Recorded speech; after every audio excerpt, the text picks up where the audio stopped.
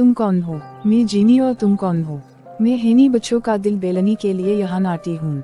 तुम यहाँ क्या कर रही हो? मैं बच्चों को कहानी सुनाती हूँ। केस कहानी तुम सुनोगी? हाँ, अगर अच्छी हाई दो।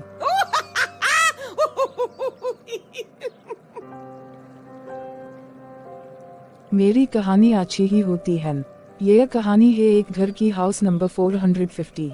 रात का खाना तैयार करके मैं फारिग हुई तो बावर्ची खाने से निकलते हुए मेरी नज़र दीवार पर लगी घड़ी पर पड़ी। उफ, इतनी देर हो गई। मैंने जल्दी से सामने सोफे पर पड़ी चादर उठाकर ओढ़ ली और घर की चाबी पर्स में डालकर घर से निकल गई। रास्ते में ही मगरिब की अजान शुरू हो चुकी थी। बच्चे कहीं गए, आज मम्मा हमें ट्यूशन से लेना ही भूल गई। मैं सोचती हुई तेज तेज कदमों से इनके ट्यूशन सेंटर की जानिब बढ़ गई। मम्मा, आपने इतनी देर लगा दी? 7 साला रिहान शिकायती नज़रों से मुझे देखते हुए बोला, जबकि 6 साला अनम भी मीना फलाया चल रही थी। मुझे इसका मीना देखकर बेसाख्ता हंसी आ गई। अच्छा सॉरी बाबा, आइंदा ख्याल रखूंगी, ऐसी गलती दोबारा नहीं होगी। हम तब मानेंगे आपकी बात जब आप हमें हफ्ते को नानू के घर रहने देंगी। अनम रिहान की शर्त पर मैंने हंसकर हामी भर ली। जल्दी चलो, तुम लोगों के बाबा भी घर आने वाले होंगे। मैं दोनों का हाथ पकड़कर सामने वाली गली में दाखिल हो गई। ये रास्ता शॉर्टकट था, इधर से जल्दी घर आ जाता था। वैसे तो मैं रोड से ही जाती थी, ज्यादातर इस गली से गुजरते हुए कतराती थी। उफ मम्मा, ये कितना डरावना घर है, इसको देखकर डर लग रहा है। रिहान हाउस नंबर 450 को देखते हुए बोला, जो बलकल अंधेरे में डूबा हुआ था। अजीब वहशत बरस रही थी। इसकी बात पर मैं दोनों बच्चों को लेकर जल्दी से आगे बढ़ गई। रात काम से फारिग होकर बिस्तर पर लेटी तो बेसाख्ता नजरों के सामने वो घर आ गया। इस घर से मेरा माजी जरा हुआ था। मैं आहिस्ता आहिस्ता अपने बीते माजी को सोचने लगी। मेरा नाम अलीना है, हम 3 बहनें और एक भाई हैं। मेरे बाबा आर्मी में हुआ करते थे, जबकि अम्मा सादा सी घरेलू खातून थीं। मैं अनटर में थी तो बाबा ने अम्मा की ख्वाहिश पर बड़ा घर ले लिया, क्योंकि जिस घर में हम थे वो घर हमें काफ़ी छोटा पड़ रहा था। जिस दिन बाबा ने नया घर लिया हम सब बहन भाई बहुत खुश थे। 2 मंजिला ये बंगला निहायत खूबसूरत था। नीचे वाले हिस्से में 3 बेडरूम, बड़ा सा टेलीविजन लाउंज और ड्राइंग रूम और बावर्ची खाना था, जबकि ऊपरी हिस्से में 2 बेडरूम, टेलीविजन लाउंज और एक स्टडी रूम था। फकिया हवा छोटा सा बागीचा था जिसमें नीम और बैर के दरख्त लगे थे और कार पोर्च इतना था कि एक गाड़ी खड़ी हो जाए। मेरी बड़ी बहन महरीन जो मुझसे 2 साल बड़ी थी, और फिर इससे छोटी सना जो 1 साल बड़ी थी, फिर मैं थी और सबसे छोटा हमारा भाई जो इस वक्त 7वीं जमात में था। हम तीनों बहनों ने ऊपर वाले बेडरूम लिए, जबकि नीचे हारिस अम्मा बाबा के साथ रहता था। हम तीनों बहनें चूंकि काफ़ी डरपोक थीं तो हम एक साथ एक बेडरूम में सोती थीं।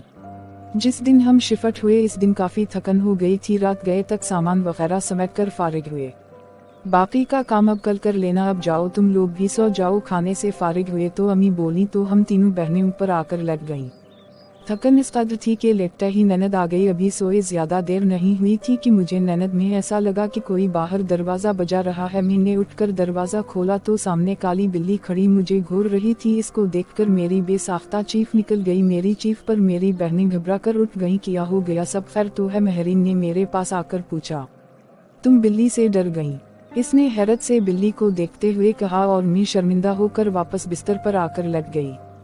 हफ्ते की रात हम तीनों बहनें रात देर गए तक जागकर बातें करती रहीं। यही कोई रात के 2 बजे होंगे। हमें ऐसा लगा बाहर टेलीविजन लाउंज से बातों की आवाज़ आ रही है। इस वक्त कौन हो सकता है? हम बोलते हुए कमरे का दरवाज़ा खोलकर जैसे ही बाहर आए तो ऐसा मालूम हुआ जैसे ये बातों की आवाज़ बावर्ची खाने से आ रही थी। बावर्ची खाने में हमने झांका तो वो काली बिल्ली सामने का विंटर पर बैठी नजर आई। हमें देखकर इसने छलांग लगाई और सामने कमरे में घुस गई। हम अभी समझ नहीं पाए थे कि ये हुआ क्या, फिर हमारी नज़र सामने जलते चूल्हे पर पड़ी ऐसी खुशबू आ रही थी कि जैसे कुछ पक रहा था। लहरीन ने आगे बढ़कर चूल्हा बंद किया। हम तीनों ही घबरा से गए थे। इस बात का जिक्र हमने अगले दिन अम्मी से किया, जिस पर वो उल्टा हमें डांटने लगी कि जल्दी सोया करो।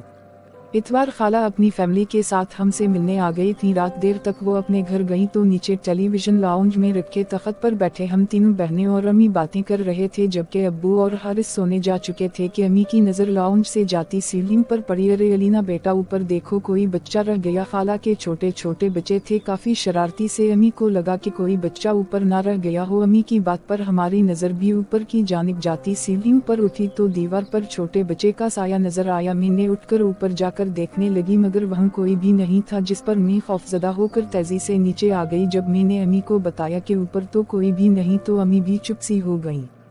हम सब ही हैरान थे कि जब ऊपर बच्चा नहीं था तो वो साया किसका था। कुछ दिनों बाद बात आई गई हो गई।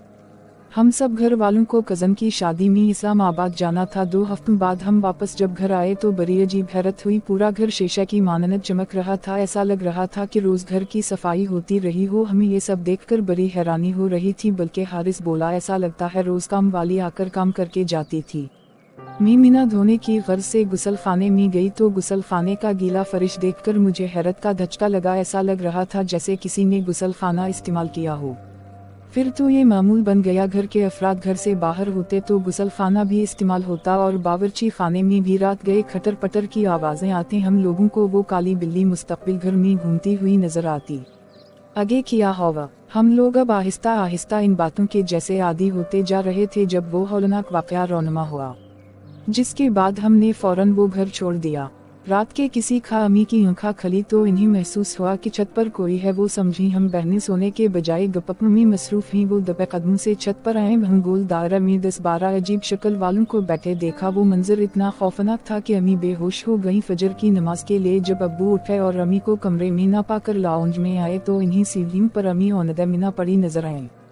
होश में आने पर जब अम्मी ने रात वाला मंजर बताया तो अब्बू ने फौरन फैसला कर लिया कि ये घर छोड़ देना मुनासिब है। इससे पहले कि कोई बड़ा नुकसान होता हमने वो घर छोड़ दिया। आज इतने बरस गुजर जाने के बाद भी सोचो तो खौफ की सिर्द लहर हमारे जिस्म में डोर जाती है कि हम शेमा जिसको बिल्ली समझते रहे दर हकीकत वो एक जिन था। ये तो बहुत डरावनी कहानी है। आप वहां कौन रहता है? मैं किया।